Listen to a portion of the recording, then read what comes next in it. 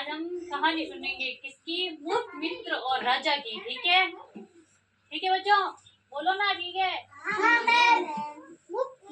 बहुत पुरानी बात है, एक राजा के पास एक बंदर था। ठीक है, उस बंदर से वो राजा बहुत प्यार करता था।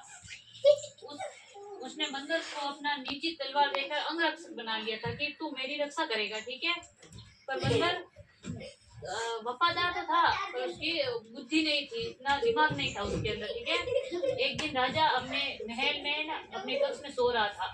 बहुत गहरी नींद आ गई थी उसको। ठीक है, तब दोपहर की गर्मी में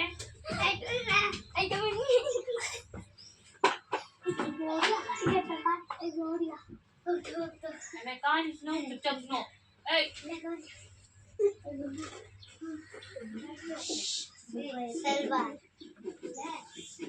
ठीक है, दोपहर की गर्मी में बंदर जब राजा की रक्षा कर रहा था, तब एक छोटी सी मक्खी उड़ती उड़ती आई और राजा के मुंह पर बैठ गई। तो उस बंदर को बहुत गुस्सा आया कि ये छोटा सा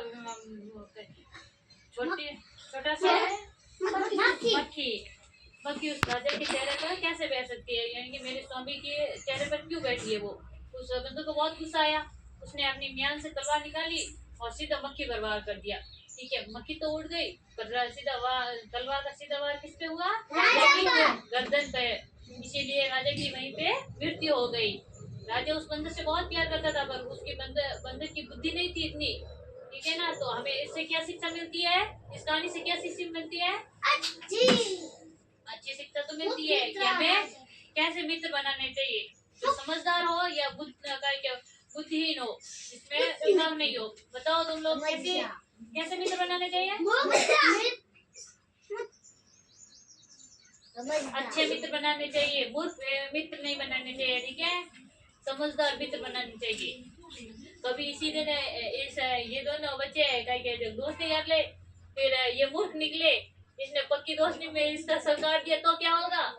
मर जाएगा। तो फिर इसीलिए मूर्ख दोस्त नहीं बनाने चाहिए, समझदार दोस्त बनाओ जो आपको आगे तक लेकर चले जाए।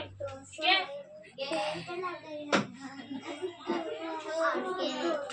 ठीक है। कहानी कैसी लगी आप सबको? अच्छी लगी। आप सबको समझ में आई? ठीक है, अभी हमें भी समझाओ, क्या समझ में आया?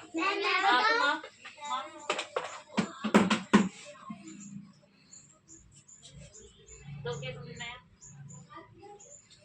बताओ ना। राजा के प्यारा सबसे कौन था?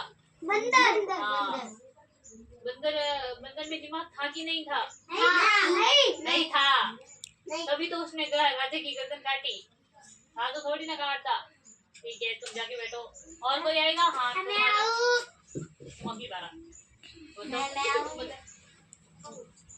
उड़ते उड़ते क्या आई? मक्खी। हाँ, किसके चेहरे पर बैठी? राजा के। ठीक है, जाओ बैठो। सबने सुनी तो है, तुम आओ खड़ी हो। आगे बढ़ाने। अब बताओ, तुम आगे बताओ।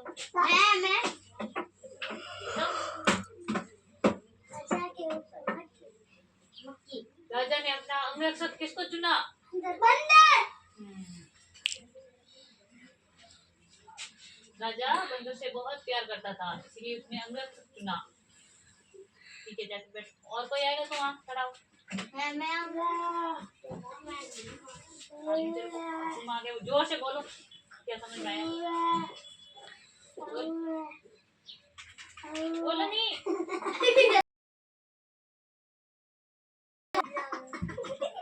ऐसे घूमने आ गया तो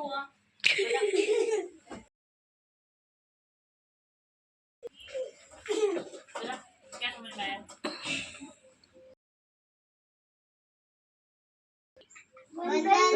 हाँ, तो भी बोलो ना ऐसे। राजा बंदर के पास दिमाग नहीं था, इसीलिए राजा इससे हमें ये शिक्षा मिलती है कि हमें अच्छे मित्र बनाना। ठीक है,